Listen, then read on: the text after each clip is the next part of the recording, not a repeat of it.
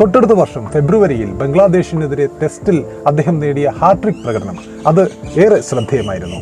അതോടെ ടെസ്റ്റിൽ ഹാട്രിക് നേടുന്ന ഏറ്റവും പ്രായം കുറഞ്ഞ താരമെന്ന റെക്കോർഡും ആ സമയത്ത് നസീം ഷാ സ്വന്തമാക്കി.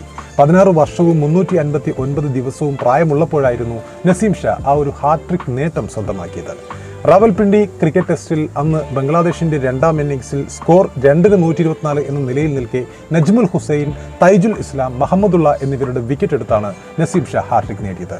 മത്സരത്തിൽ പാകിസ്ഥാൻ ജയിച്ചപ്പോൾ ആ കളിയിലെ കേമനും നസീം ഷാ ആയിരുന്നു. ഓസ്ട്രേലിയയുടെ മുൻ ഫാസ്റ്റ് ബോളർ ഡെന്നിസ് ലിയെ ഓർമ്മിപ്പിക്കുന്നതാണ് നസീം ഷായുടെ ശൈലി എന്നാണ് മുൻ പാക് ഇതിഹാസ പേസ് ബോളറായ വഖാർ യൂനിസ് ആ സമയത്ത് അഭിപ്രായപ്പെട്ടത്. ഇതിനിടെ ആ സമയത്ത് തന്നെ നടന്ന 19 വയസ്സിൽ താഴെയുള്ളവരുടെ ക്രിക്കറ്റ് ലോകകപ്പ് ടീമിൽ നിന്നും 16-കാരനായ നസീം ഷായെ പാകിസ്ഥാൻ പിൻവലിച്ചതും വാർത്തകളിൽ ഇടം നേടുകയുണ്ടായി. ശ്രീലങ്കയ്ക്കെതിരെ ആ സമയത്ത് നടന്ന കറാച്ചി ടെസ്റ്റിന്റെ രണ്ടാം ഇന്നിംഗ്സിൽ 5 വിക്കറ്റ് നേട്ടത്തോടെ ടീമിന് വിജയമൊരുക്കിയ നസീം ഷാ